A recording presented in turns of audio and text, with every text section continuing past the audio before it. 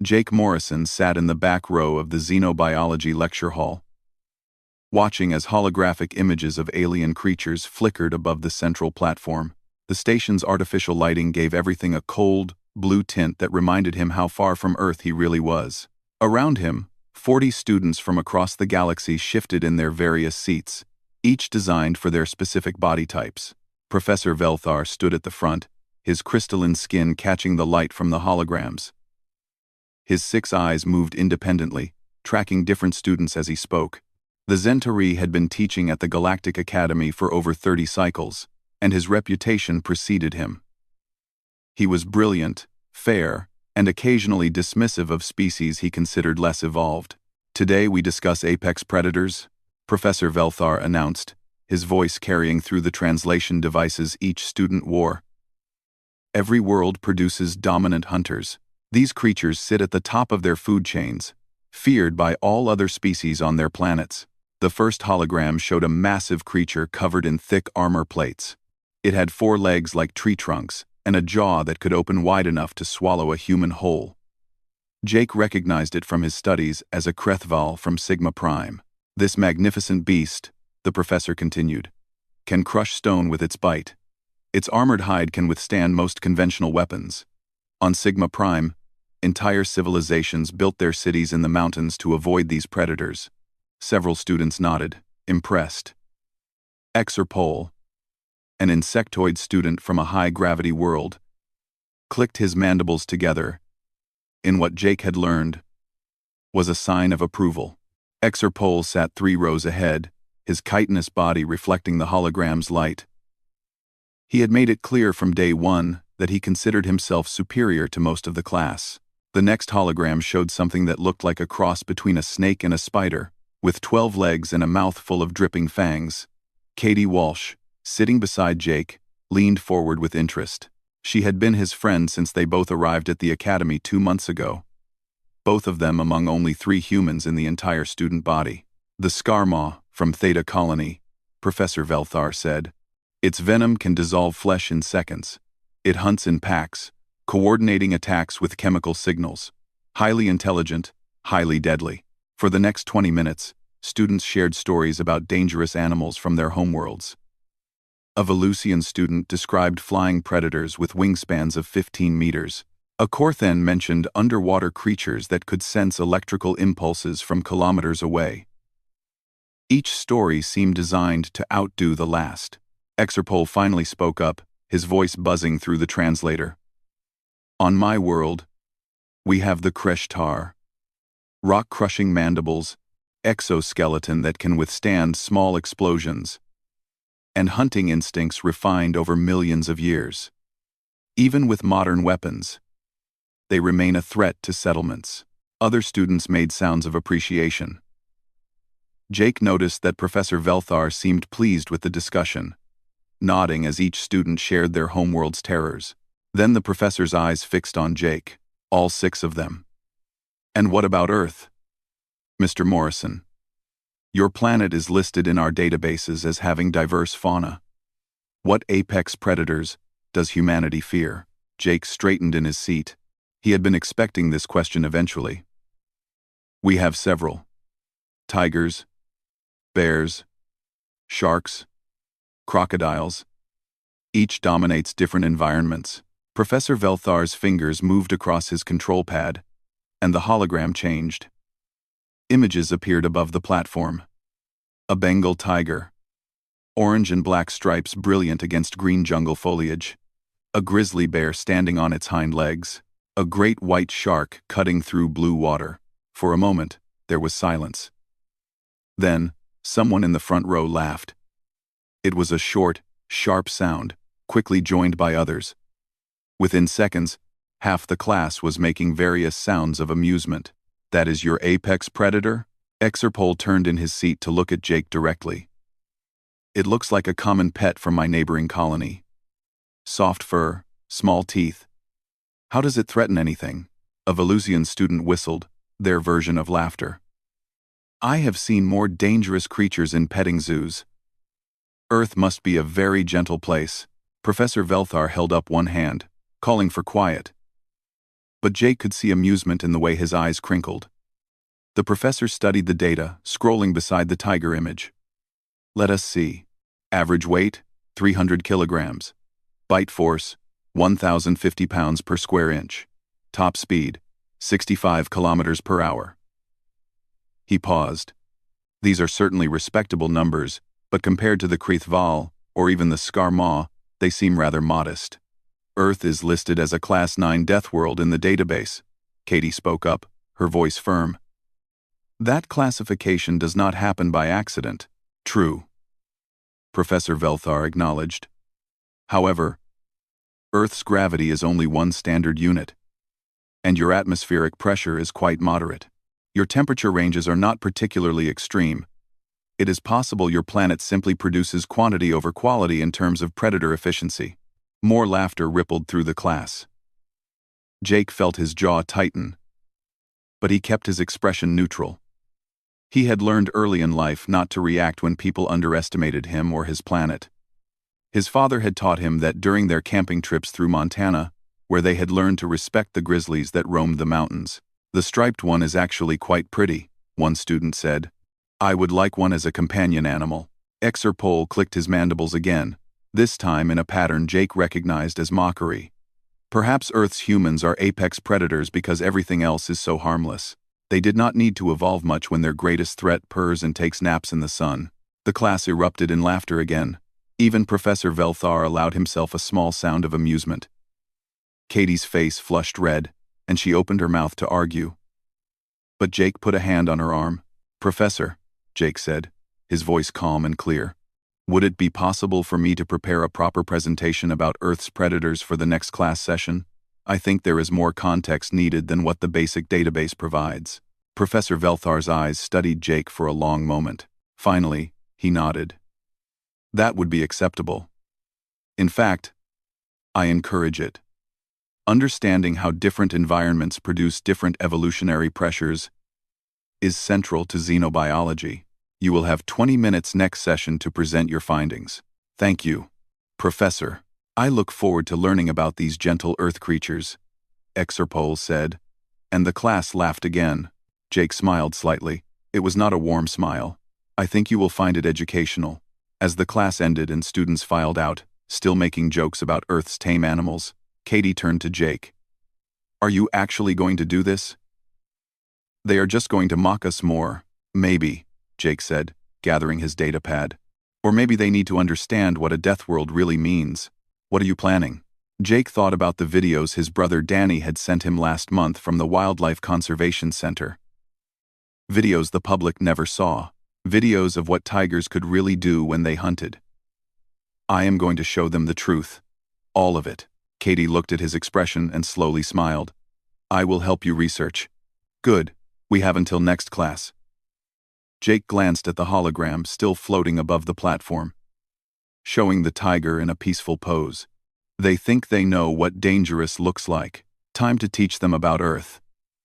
The Academy's research library occupied 3 full levels of the station, with databases connected to every major civilization in the galaxy. Jake and Katie had claimed a private study room, and for the past 6 hours, they had been pulling every piece of information about Earth's predators they could find.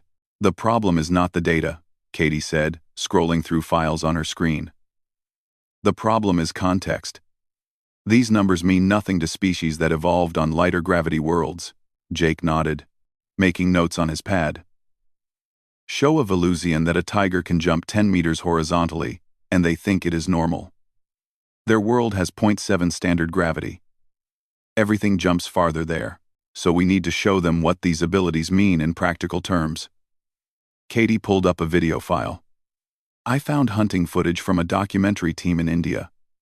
It is pretty intense. Quote, the video showed a tiger stalking through tall grass. Its movement so smooth it seemed to flow rather than walk.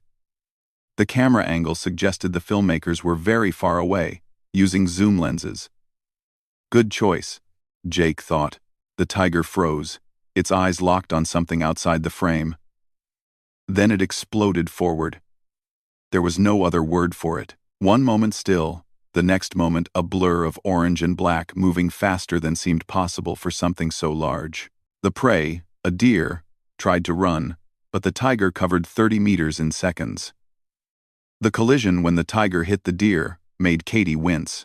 "That is going in the presentation," Jake said. "Slowed down, so they can see every movement." His communication device buzzed. A message from his brother Danny back on Earth. Jake had sent him a request for any research files or footage the Conservation Center could share. He opened the attached files, and his eyes widened. "Katie, look at this." The first file was a report from a wildlife ranger in Siberia.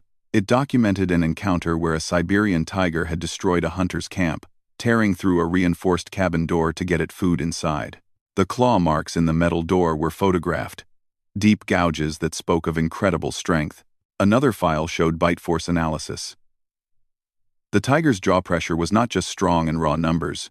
The report included comparisons showing that pound for pound, tigers had one of the most efficient bite forces in Earth's animal kingdom. Their teeth were designed to punch through thick hide and snap vertebrae. "This is what we need," Katie said, reading over his shoulder. "Medical reports from tiger attacks. Historical records. Real consequences, not just statistics." Jake opened another file Danny had marked as sensitive. It was a collection of accounts from villages in India and Nepal, translated into English. Stories of tigers that had learned to hunt humans. The details were disturbing. One tiger had killed over 400 people before being stopped. 400, Jake said quietly. One animal. Katie read the report in silence. When she finished, she looked at Jake. "We have to be careful with this.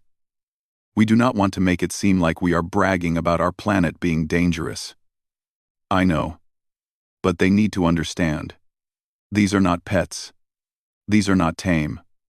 Earth produced these creatures because Earth demanded it." Jake saved the files to his presentation folder. Every single one of our apex predators earned their position through millions of years of competition. They worked through the night cycle, taking breaks only when the station dimmed its lights to simulate rest periods. By the time morning cycle began, they had compiled a presentation that Jake hoped would open eyes. The next class session arrived quickly. Jake noticed that more students than usual filled the lecture hall. Word had spread about the human who was going to defend Earth's weak predators. Some came to learn, but many came to be entertained. Exerpole sat in his usual spot, mandibles clicking in what Jake now recognized as anticipation. Several of his friends clustered nearby, already making quiet jokes that the translator did not quite pick up. Professor Velthar entered and called the class to order. "Mr. Morrison has prepared a presentation about Earth fauna. I expect all of you to show proper academic respect during his lecture, regardless of your personal opinions." The professor's 6 eyes swept the room, and the joking stopped. "You may begin, Mr. Morrison." Jake stood and walked to the central platform. He connected his datapad to the hologram projector, and the first image appeared. A tiger, lying in grass, eyes half closed in the sun. It looked peaceful, even lazy. Someone in the back laughed. Jake had expected that. He continued without acknowledging it. "This is a Bengal tiger," he said. "One of 6 subspecies that exist on Earth. They live in forests, grasslands, and wetlands across Asia. They are solitary hunters, which means they hunt alone. No pack, no help, just one animal." The next image showed a tiger playing with cubs, a mother grooming her young. The image was deliberately cute, more quiet laughter from the students. Female tigers raise their cubs for about 2 years, teaching them to hunt and survive. During this time, they are protective but gentle with their young, showing complex emotional bonds and teaching behavior. Jake could see students exchanging glances. This was what they expected. Confirmation that Earth's predators were soft, family-oriented, no real threat. "Good. Now let me provide some context," Jake said, and his tone shifted. The room picked up on it. Even Zerpol's mandibles stopped clicking. Earth is classified as a Class 9 death world. Let me explain what that means. The hologram changed to show a rotating image of Earth. Blue oceans, green continents, white clouds swirling across the surface. Beautiful and peaceful from space. Earth has one standard gravity unit. Most of your worlds have 0.5 to 0.8. Earth's atmosphere is 21% oxygen. Most of your worlds have 12 to 16%. Earth's temperature ranges from minus 40 degrees Celsius to plus 50. Most of your worlds vary by 20 degrees across their entire surface. He let that sink in for a moment. A few students shifted in their seats. What this means is that Earth's creatures evolved under higher pressure, with more energy available, in more extreme conditions. Everything on Earth had to be stronger, faster, and tougher just to survive. Jake pulled up a comparison chart. When I tell you a tiger can jump 10 meters horizontally, that is in one standard gravity. When I tell you it can run 65 kilometers per hour, that is while pushing against Earth's atmospheric resistance. When I tell you it weighs 300 kilograms, that is 300 kilograms that evolved to move efficiently in high gravity. The laughter had stopped. Professor Velthar leaned forward slightly, his eyes focused on the data. Let me show you what that means in practice. Jake started the hunting video, slowed to half speed. The tiger's muscles rippled under its fur as it moved. Each paw placement was precise, calculated. The explosion of speed when it attacked looked even more impressive in slow motion. Katie had edited the footage to include measurement overlays. The distance covered, the acceleration rate, the impact force. When the tiger hit the deer, the numbers showed an impact equivalent to being hit by a vehicle. This prey animal weighs 400 kilograms, Jake said. The tiger takes it down in seconds, alone, using only its natural weapons. The bite to the throat is precise. Tigers know exactly where to bite to sever the spinal cord or crush the windpipe. This is not luck. This is learned behavior, refined over thousands of generations. The video continued. The tiger dragged its kill into the trees. The overlay showed the tiger was pulling twice its body weight, uphill, through dense undergrowth. It made it look easy. Can everyone in this room do that? Jake asked. Drag twice your weight up a tree using only your jaw? He looked around. No one answered. Tigers can. And they do it regularly, to protect their kills from other predators. Jake pulled up the next file. Night vision footage of a tiger hunting in complete darkness. To human eyes, the jungle would be pitch black. The tiger moved through it like it was daytime. Perfect night vision, Jake said. Hearing that can detect prey from over a kilometer away. Sense of smell 3 times better than most tracking animals. And when they hunt, they are completely silent. 300 kilograms of muscle and bone, moving through the forest without making a sound. And he could see he had their attention now. Even Zerpol had stopped making jokes. Tigers have one more ability that makes them particularly dangerous, Jake said. They learn. They adapt. If something works, they remember it. If something does not work, they try something else. There are documented cases of tigers learning to open doors, to avoid traps, to change their hunting patterns based on human behavior. The final image showed a close-up of a tiger's face, eyes staring directly at the camera. In that moment, with the right angle and lighting, there was no mistaking what those eyes meant. Predator, hunter, killer. This is what Earth's gravity, oxygen, and environmental pressure created, Jake said quietly. This is what 300 million years of evolution produces when the competition is fierce and only the best survive. This is a tiger. The lecture hall was completely silent. Jake saved his files and stepped back from the platform. I have more to share if anyone is interested. Professor Velthar's voice broke the silence. I think everyone is interested, Mr. Morrison. Please continue. Jake pulled up the next set of files, aware that every eye in the room was now fixed on the hologram projector. The joking atmosphere from earlier had vanished completely. Even Exerpol sat motionless, his mandibles still. Let me show you a comparison, Jake said. He displayed a split screen. On one side, the Krethval from Sigma Prime that Professor Velthar had shown earlier. On the other side, a tiger. Professor, you mentioned the Kreethval can crush stone with its bite. Impressive. But let us look at the details. Numbers appeared below each creature.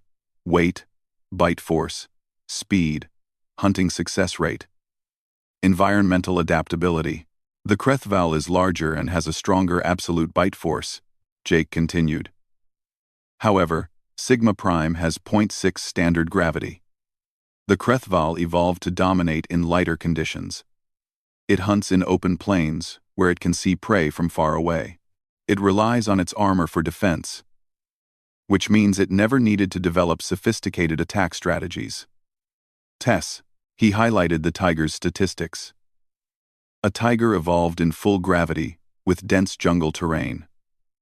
It cannot rely on armor, because it needs to move silently. It cannot rely on seeing prey from far away because forests block vision. So, it developed other advantages. Intelligence, adaptability, precision. Jake loaded a video comparison he and Katie had created. It showed both creatures hunting, side by side. The Kreethval charged across open ground, using pure power to overwhelm its prey. Effective, but straightforward. The tiger stalked through undergrowth, reading the wind, using terrain, approaching from the prey's blind spot, calculating every movement.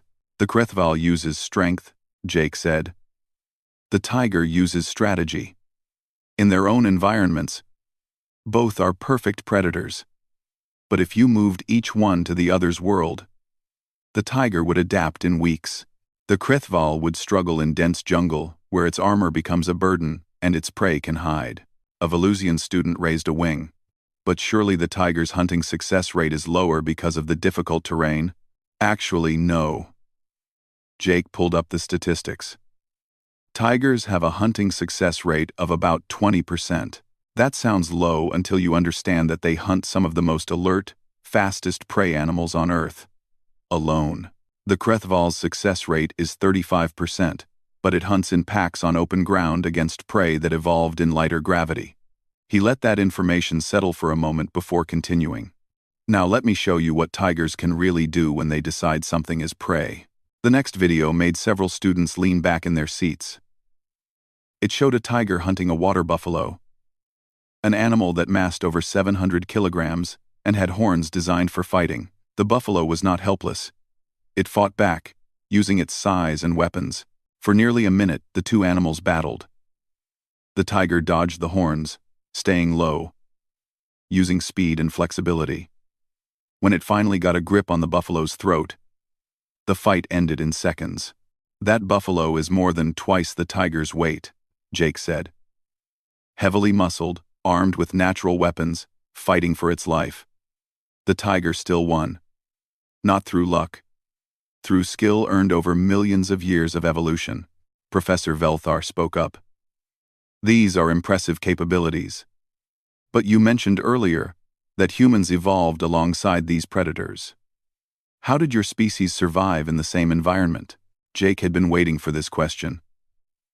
We survived by being smart and by being terrified. Let me tell you a story. The hologram changed to show an old photograph from the early 20th century. A dead tiger lying on the ground, with a man standing beside it holding a rifle. The image quality was poor, but the size of the tiger was clear. This is the Champawat tiger, Jake said. A single female that lived in Nepal and India around 1,900. Over the course of 8 years, this one animal killed 436 humans. The room went completely silent. Several students made sounds of disbelief. 436, Jake repeated. Documented kills. There may have been more. Entire villages were abandoned because of this one tiger. People would not leave their homes after dark. Some would not leave even during the day. Children stopped going to school. Farmers stopped working their fields. He pulled up historical records, showing newspaper articles from the time, translated into standard galactic language. The words described terror, communities living in fear, the sense of helplessness against a predator they could not fight. The tiger had been injured by a hunter in Nepal and lost 2 of its teeth, Jake continued. This made hunting normal prey difficult, so it adapted. It learned that humans were easier targets. And once it learned that, it became the most dangerous thing in the region. Katie stood up to add to the presentation. This is important context about Earth, she said. Humans are not apex predators in the traditional sense. We are tool users. Without our tools, we are vulnerable to dozens of Earth's predators. A healthy adult human cannot fight a tiger with bare hands and win. We survive because we are smart enough to avoid confrontation, and because we developed weapons. She pulled up more images. Ancient cave paintings showing humans hunting with spears, staying in groups, using fire to keep predators away. Our ancestors lived in constant awareness of predators. We built shelters not just for weather protection but for safety from animals that hunted at night. We learned to use fire because it kept tigers and other predators at a distance. Every aspect of early human civilization was shaped by the fact that we shared the planet with creatures that could kill us easily. Jake took over again. The Champawat tiger was finally killed by a hunter named Jim Corbett. It took him weeks to track her down. She avoided every trap, evaded every search party. When he finally found her, he said later that he had never been more afraid in his life. Even knowing he had a rifle, knowing she was injured, he understood that one mistake would be fatal. The hologram showed the tiger's skull. Even in death, the teeth were impressive. The damage to her jaw was visible. The broken canines that had changed her from animal hunter to man-eater. This is what one injured tiger did, Jake said quietly. One animal that was not even in perfect health. Now imagine thousands of them, spread across Asia, all of them healthy and in their prime. That is what humans lived with for thousands of years. Exerpole finally spoke, his voice subdued. Your species. You chose not to eliminate them? Even after events like this? We did eliminate many, Jake admitted. Humans hunted tigers for sport and for safety. By the 20th century, we had reduced their numbers to near extinction. But then, something interesting happened. We realized what we were losing.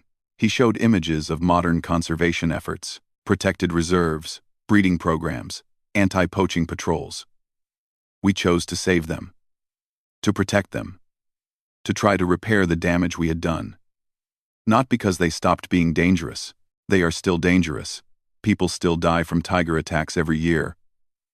But we understood that Earth needed its apex predators, that the ecosystems they were part of could not function properly without them.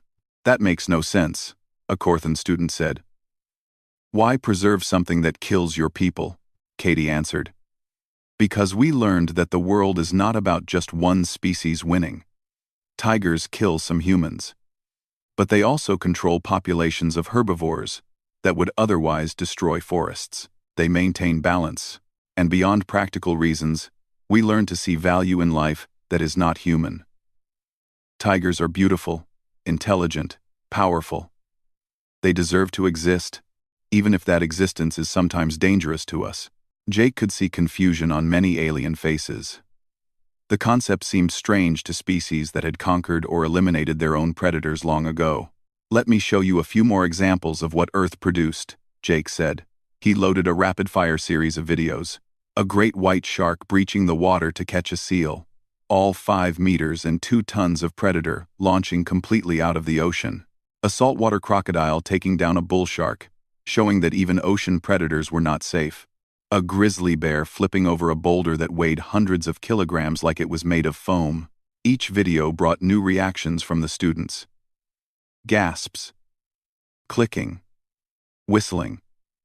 The universal sounds of beings realizing they had misunderstood something fundamental. Earth has over 30 species that could easily kill an unarmed human, Jake said. Some hunt in water. Some in forests. Some in grasslands, mountains, deserts, or even in the frozen Arctic. Every major environment on our planet has at least one apex predator that evolved specifically to dominate that space. And humans learn to live alongside all of them. Professor Velthar stood up from his seat. Mr. Morrison, I must apologize. When I saw the database entry for Earth's predators, I made assumptions based on incomplete data. You have demonstrated that context is crucial for understanding any species' capabilities. Thank you, Professor. But I am not finished yet. Jake pulled up one more image, a comparison chart showing Earth against other known death worlds. Earth is one of only 7 Class 9 death worlds in the explored galaxy. But it is the only one that produced a tool-using species. Most death worlds produce specialized predators or heavily armored prey. Earth produced both, and then also produced humans, who had to be flexible enough to deal with all of it. The implications hung in the air. If Earth's regular predators were this capable, what did that say about the species that learned to dominate Earth despite those predators? Jake saved his files. I have more information if anyone wants to review it after class, including details about some of Earth's other predators. Tigers are impressive, but they are not even the most dangerous thing in Earth's oceans. That got a reaction. Several students immediately started asking questions. Professor Velthar raised a hand to quiet the flood of questions. We will have time for discussion after Mr. Morrison completes his presentation. Please continue. Jake nodded and pulled up a new set of files. To really understand why Earth produces such effective predators, we need to look at the full picture of what a Class 9 death world means. The hologram displayed Earth again, but this time with data overlays showing different environmental factors. Temperature maps colored red and blue to show extremes, weather pattern animations showing hurricane systems, tornado formations, monsoon cycles, tectonic plates grinding against each other, volcanic eruptions, earthquake zones. Most spacefaring species evolved on Class 3 to Class 6 worlds, Jake explained. These planets have stable weather, mild temperature ranges, and relatively calm geological activity. Life there evolved in predictable conditions. Earth is different. He zoomed in on the Indian subcontinent. This is where Bengal tigers live. During summer, temperatures can hit 45 degrees Celsius. During winter in the northern ranges, it drops to -10. The monsoon season brings floods that can cover entire valleys. Cyclones from the ocean destroy forests regularly. This is not a stable environment. A Volusian student spoke up. How does any complex life survive such chaos? By being tough enough to handle it, Katie answered, standing to join Jake at the platform. Earth's creatures do not just survive despite the harsh conditions. They evolved because of them. Every challenge created an evolutionary pressure that made survivors stronger. Jake loaded new videos. Let me show you some other examples of what Earth produced. The first video showed a small black and white animal with a fierce expression. It was digging furiously, throwing dirt everywhere. This is called a honey badger. It weighs about 12 kilograms. Watch what happens when it encounters a predator. The video cut to the honey badger facing off against 3 lions. Lions that each weighed over 200 kilograms. The logical response would be to run. Instead, the honey badger charged them. The lions actually backed away, unwilling to deal with the small animal's aggression. Honey badgers have thick skin that is difficult to bite through. They can release a terrible smell to drive off attackers. And they are so aggressive that most predators decide the fight is not worth it, Jake explained. They regularly eat venomous snakes, getting bitten multiple times and just becoming sick for a few hours before recovering. Several students made sounds of disbelief. Exerpole's mandibles clicked rapidly. That creature's size should make it prey, not a threat. On most worlds, yes, Jake agreed. But Earth does not reward size alone. It rewards adaptability and toughness. The honey badger survives by being too difficult to kill and too aggressive to be worth the effort. The next video showed black waves moving across the ground. As the camera zoomed in, the waves resolved into millions of individual ants, army ants, Jake said. Each one is tiny, harmless alone. But they travel in columns of up to 50 million individuals. When they move through an area, they consume every animal that cannot escape. Birds, rodents, even large snakes. They have been known to kill injured or trapped larger animals by sheer numbers. Cooperative hunting at that scale is remarkable, Professor Velthar observed. The coordination required must be extraordinary. It is, Katie confirmed.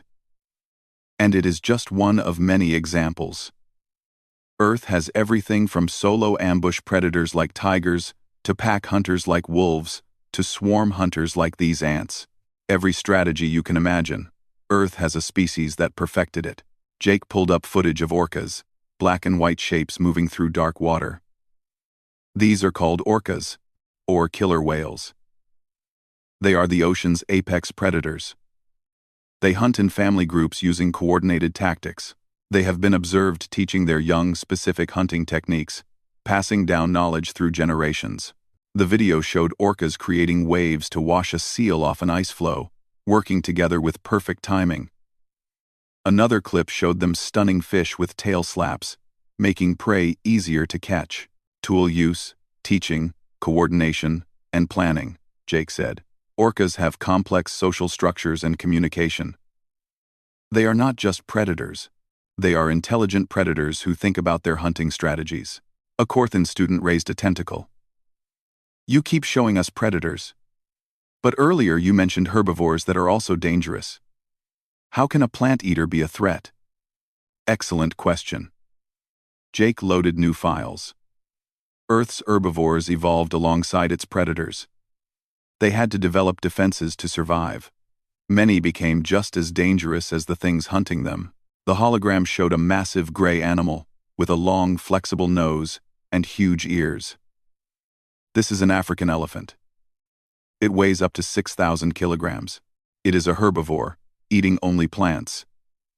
But it has killed more humans in Africa than most predators have. When threatened, elephants charge. Being hit by a charging elephant is like being hit by a transport vehicle at full speed. The video showed an elephant flipping over an actual vehicle, tossing the 2-ton machine aside like it weighed nothing. Several students flinched. Elephants are intelligent and have long memories, Katie added. They can recognize individual humans even years later. They mourn their dead. They help injured family members. They show complex emotions, and if you threaten them or their young, they will kill you without hesitation. Jake showed more examples. A hippopotamus charging out of water, mouth open to display teeth longer than a human hand. Hippos kill around 500 humans per year in Africa. They are territorial, aggressive, and fast despite their size. A Cape buffalo standing its ground against lions, its horns lowered. Cape buffalo are called Black Death by some African guides. They are one of the few prey animals that will charge and kill predators attacking them, not just defend themselves. Your herbivores hunt? Exerpole sounded stunned. Not for food, Jake clarified. But they will actively kill threats. Earth's prey animals learned that sometimes the best defense is overwhelming offense.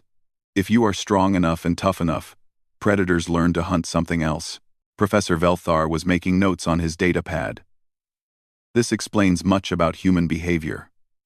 Your species evolved in an environment where even the prey was dangerous. You could not assume anything was safe. Exactly, Katie said. Humans developed complex risk assessment because we had to. We learned to read animal behavior, to understand weather patterns, to recognize danger signs in the environment. Species that did not learn these things did not survive. Jake pulled up a map of Earth with danger zones marked. Let me show you how this shaped human development. Here, humans had to deal with tigers and crocodiles.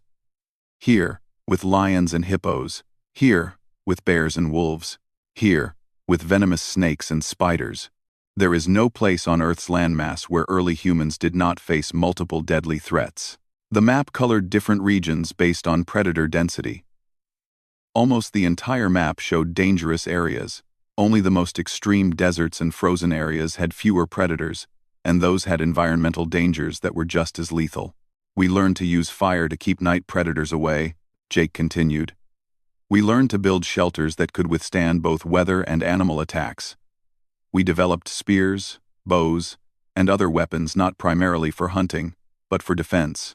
We learned to work in groups because alone, we were vulnerable. A Velusian student asked. But you eventually dominated your planet. How did prey become predator? We never really became the predator in the traditional sense, Katie answered. We became something different. We learned to shape our environment, instead of just adapting to it. We could not outrun tigers, so we built barriers. We could not fight bears with our hands, so we made weapons.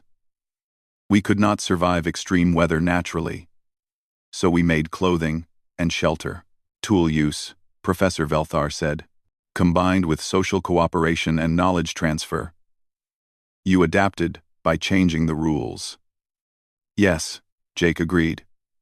And even after we developed technology, we never forgot that Earth was dangerous. Many human cultures maintain respect for predators. We tell stories about them. We study them.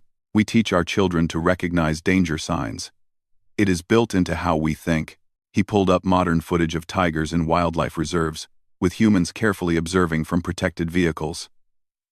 Today, we could eliminate every dangerous animal on Earth if we chose to. We have the technology, but we do not. We recognize their value. We understand that they are part of Earth's balance. That is unusual, Exerpol said slowly. Most species eliminate threats as they advance technologically. Maybe that is why most species come from gentler worlds, Katie suggested. You never needed to learn that predators serve a purpose. You saw them as competition to be removed.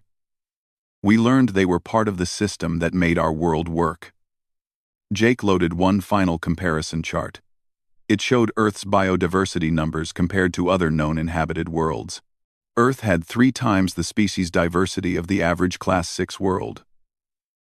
4 times that of average Class 4 worlds. This is what Class 9 Deathworld means, Jake said. Not just that individual creatures are dangerous, but that the entire planet is a testing ground. Everything competes, everything adapts, everything evolves to be better than the last generation. For hundreds of millions of years, life on Earth has been in an arms race with itself. And humans are the species that survived it all, Professor Velthar said quietly. Not by being the strongest or fastest or most venomous, but by being flexible enough to handle all of it. Exactly, Jake confirmed. We are not specialized like tigers or armored like elephants, or venomous like snakes. We are generalists who learn to deal with specialists. That is what makes humans unusual. The lecture hall was quiet. Every student was processing what they had learned, comparing it to their own worlds, their own species' evolutionary paths. Finally, Professor Velthar spoke. Mr. Morrison, Miss Walsh, this has been the most educational lecture on evolutionary adaptation I have witnessed in years. Would you both be willing to continue this discussion in future classes? Jake looked at Katie. She smiled and nodded. We would be happy to, Jake said. Good. Class dismissed. I suggest you all review the materials Mr. Morrison has provided. Our next session will explore how environmental pressures shape species development, using Earth as our primary case study. As students began to file out, many stopped to speak with Jake and Katie, asking questions, requesting copies of the presentation, expressing amazement at what they had learned. Exerpol approached slowly, his mandibles moving in a pattern Jake did not recognize. I owe you an apology, Exerpol said. I mocked something I did not understand. Your world is far more dangerous than mine. Your species more resilient than I gave credit for. Jake extended his hand in the human gesture of friendship. After a moment's hesitation, Exerpol touched his clawed limb to Jake's palm. It was close enough to a handshake. 3 weeks had passed since Jake's presentation, and the changes around the academy were obvious. Students who once joked about Earth's tame animals now requested detailed files about specific species. The library's Earth Biology section had become one of the most accessed databases on the station. Professor Velthar had even incorporated Jake's research into the standard curriculum. Jake sat in the academy's common area, reviewing files for his next presentation. His datapad showed a message from the Galactic Council's Xenobiology Division, requesting a complete catalog of Earth's apex predators for their threat assessment database. What had started as a simple class presentation was becoming something much larger. Katie dropped into the seat beside him, her own datapad filled with notes. "You are not going to believe this. The military academy on Mars just sent a request. They want you to give a series of lectures on Deathworld predator tactics." "The military academy?" Jake looked up from his work. "Why would they want that? Think about it. Most galactic military training is based on species from stable worlds. They teach conventional tactics against conventional threats. But if there is ever a conflict with another Deathworld species, current military doctrine might not work." Katie pulled up the message to show him. "They want to understand how Earth predators think, how they adapt, how they turn environmental factors into advantages." Jake read through the request. It was formal, respectful, and offered academic credits for guest lectures. "I am still a student myself. I am not qualified to teach military strategy. You are qualified to teach about Earth. That is what they want." Katie smiled. "Besides, you have already changed how this entire academy thinks about evolutionary biology. Why not share that with others?" End quote. Before Jake could respond, Exerpole approached their table. The insectoid student had become a regular presence since Jake's presentation, often joining study sessions and asking detailed questions about Earth's ecosystems. His earlier mockery had transformed into genuine curiosity. "I have completed the comparison study you suggested," Exerpole said, setting his datapad on the table. "Predator success rates adjusted for environmental difficulty and prey intelligence. The results are fascinating." Jake looked at the charts. Exerpole had taken predator data from 20 different worlds and normalized it against factors like gravity, atmospheric pressure, prey adaptability, and terrain complexity. When viewed this way, Earth's predators ranked in the top tier across almost every category. "This is excellent work," Jake said. "What conclusion did you reach?" Exerpole's mandibles clicked in. What Jake had learned was the equivalent of a thoughtful expression. "That raw power is less important than I believed. The most successful predators are not the strongest or largest. They are the ones best adapted to their specific environment. Earth's predators succeed because Earth is so difficult that only the most capable survive." "Exactly," Katie agreed. "Evolution does not produce perfect creatures. It produces creatures perfect for their environment. Change the environment, and different traits become valuable." "I would like to collaborate on a research paper," Exerpole said, "comparing evolutionary pressures across different planetary classifications. I believe we could demonstrate that Deathworlds produce not just dangerous species, but innovative ones." Jake and Katie exchanged glances. "We would be interested in that," Jake said. "When do you want to start?" "I precisering, after your presentation to the military academy. I want to attend that lecture. I suspect they will ask questions I have not yet considered." As Zerpole left to continue his research, Professor Velthar entered the common area. The Zentarai instructor spotted Jake and Katie and approached with his usual measured pace. "Mr. Morrison, Miss Walsh, I have news. The Galactic Council has officially requested an update to the standard xenobiology curriculum. They want all students to complete a unit on Deathworld ecology, using Earth as the primary example. You have both been asked to serve as consultants on the curriculum development." "That is an honor, Professor," Katie said. "But we are still students ourselves, which is precisely why your perspective is valuable. You understand how to present this information to others at your academic level." Professor Velthar's eyes gleamed with what Jake recognized as pride. "Your presentation challenged assumptions I had held for decades. That is the mark of important work." Jake felt a mix of pride and responsibility. What had started as a defense of his homeworld was now influencing galactic education policy. "We will do our best to help, Professor." "I know you will." The professor pulled up a schedule on his datapad. "However, I have one immediate request. Several of my colleagues from other institutions have asked if you would be willing to conduct a virtual reality demonstration. They want to experience what you showed us, but more immersively." "A VR demonstration of what?" Exactly? Jake asked, though he suspected he knew the answer. Tiger hunting behavior in natural habitat. They want to understand what it feels like to be potential prey. I won. Katie laughed. Are you sure they want that experience? The videos were disturbing enough for some students. They are scientists. They need to truly understand, not just know intellectually. Professor Velthar looked at Jake directly. Would you be willing to set up the simulation? Jake thought about it. Danny could send high-resolution VR footage from the conservation center. They had recordings from multiple angles, complete with sound and environmental data. I can arrange it, but people should know what they are agreeing to. VR tiger encounters can be intense. I will ensure everyone understands before the demonstration. Professor Velthar made a note on his pad. Schedule it for next week. I suspect it will be quite educational.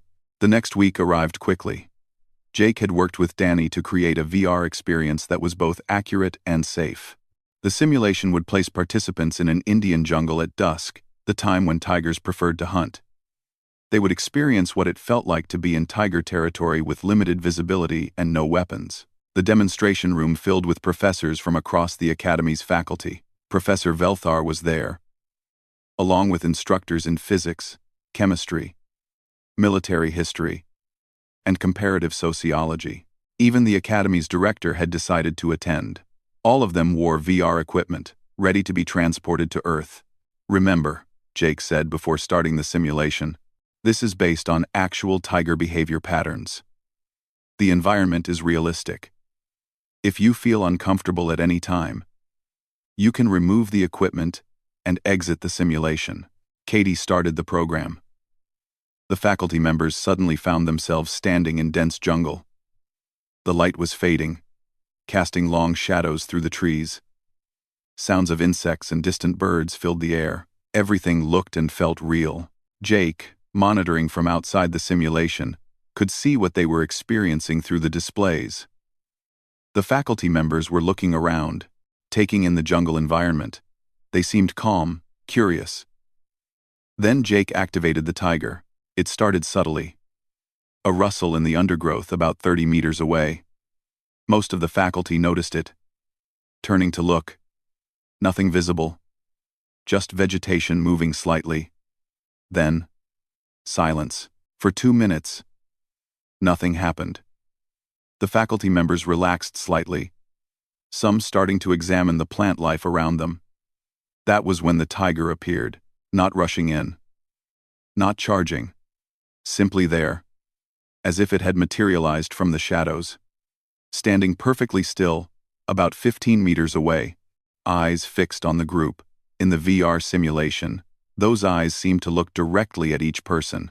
Jake heard several gasps through the audio feed. Professor Velthar had frozen completely, all 6 eyes locked on the tiger. The director took a step backward and bumped into a tree. The tiger moved. Not fast. Just a few steps forward, placing each paw with perfect precision. No sound except the faint whisper of grass being disturbed. 2,500 kilograms of predator moving like a ghost. One of the physics professors yanked off the VR equipment, breathing hard. That is enough for me. The tiger lowered itself slightly, muscles coiling. In the real jungle, this would be the last thing many prey animals ever saw. In the simulation, it was purely educational, but the instinctive response was the same. Several more faculty members removed their equipment. Professor Velthar kept the equipment on, though Jake could see his hands shaking slightly through the external cameras. The director stayed as well, though he had pressed himself against a tree. Jake let the simulation run for another minute, showing the tiger circling, demonstrating the hunting behavior patterns. Then he ended the program before the simulated attack phase. The remaining participants removed their equipment, looking shaken. That, Professor Velthar said quietly, was the most effective educational experience I have ever had. In 5 minutes, I understood more about predator-prey dynamics than in years of studying data. The director nodded, still looking pale.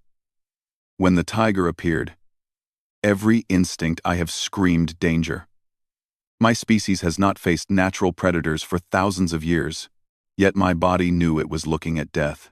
That is what millions of years of evolution teaches, Katie explained. Recognizing predators is such a basic survival skill that it transcends specific species experience. Your instincts understood what your mind had not fully grasped. Over the next hour, the faculty discussed what they had experienced. The tiger's silence. The way it seemed to appear from nowhere. The intelligence visible in its stalking behavior. The overwhelming sense of being outmatched. I need to revise my entire section on predator evolution, the military history professor said. I have been teaching predator behavior based on species from Class 4 worlds. The tactics and capabilities are entirely different on Deathworlds. This is why Earth's classification matters, Jake said. It is not just a number. It represents fundamentally different evolutionary pressures and outcomes. As the faculty filed out, still discussing the experience, Exer approached Jake. I heard several people remove the equipment early. How many? 6 out of 15, Katie answered. The others stayed but looked ready to exit at any moment. And these are experienced professors, used to studying dangerous phenomena in controlled settings. Exer mandibles moved thoughtfully, yet a simulated predator from your world triggered panic responses. That says much. Fear is healthy, Jake said. Earth taught us that. The humans who did not fear tigers are the ones who did not survive to have children. Appropriate fear keeps you alive. The following day, Professor Velthar announced major changes to the xenobiology program. The new curriculum would include mandatory units on Deathworld ecology, predator adaptation strategies, and environmental pressure effects on evolution. Jake and Katie were officially appointed as student consultants, their names listed in the course materials. 2 months later, Jake found himself giving a presentation at the Mars Military Academy. The audience was different from the classroom, filled with tactical officers and strategic planners. But the core message was the same. Understanding Earth's predators meant understanding how extreme environments shaped capability. The questions were sharp and focused. How do predators communicate? How do they adapt to new situations? What are the indicators of behavioral change? Jake answered as best he could, drawing on research and on his own experiences growing up on Earth. By the end of the term, Jake's original presentation had been viewed over 10,000 times across the Galactic Academic Network. Other human students at different institutions reported changed attitudes, fewer jokes about Earth's gentle nature, more genuine interest in understanding human origins. On the last day of class, Professor Velthar made an announcement. Next term, we will be expanding our Deathworld Studies unit. Mr. Morrison has agreed to present information about additional Earth fauna. I believe his next topic is particularly ambitious. Jake stood up, smiling slightly. Next term, we will discuss Australian wildlife, the continent where the ocean comes with stinging jellyfish. The spiders are venomous enough to require antivenom. And even the cute animals have claws. Several students who had done preliminary research on Australia made sounds of alarm. Professor Velthar's eyes widened as he accessed his database, reading quickly through information about Australian fauna. Mr. Morrison, the professor said slowly, your file notes indicate Australia has the world's most venomous snake, spider, and jellyfish. All on one continent. Yes, Professor. And that this is considered normal by Australians. Also, yes, Professor. I look forward to that presentation with both anticipation and concern. Professor Velthar looked at the class. I suspect we will all learn a great deal about what dangerous really means. As the class ended and students filed out, many of them discussing what Australian animals might be like. Katie bumped Jake's shoulder with her own. You know that half the class will have nightmares after the Australia presentation, right? Probably, Jake agreed. But they will understand Earth better.